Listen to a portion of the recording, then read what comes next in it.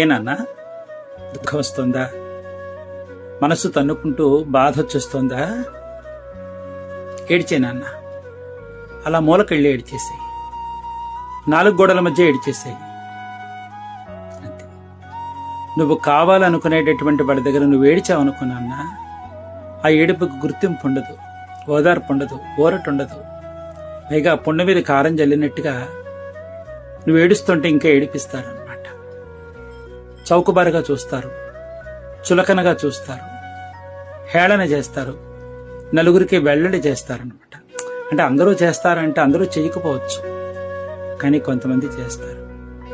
మనకు వచ్చినటువంటి కష్టాన్ని చాలా సునాయాసంగా తీసుకుంటారు, పట్టించుకోరు. దానికంటే 4 గోడల మధ్యన ఏడ్చేసావనుకో, తనివి తీరా ఏడ్చేసావనుకో, కరువు తీరా ఏడ్చేసావనుకో, మళ్ళీ కాసేపటికి మనసు ఊరట పడిపోతుంది.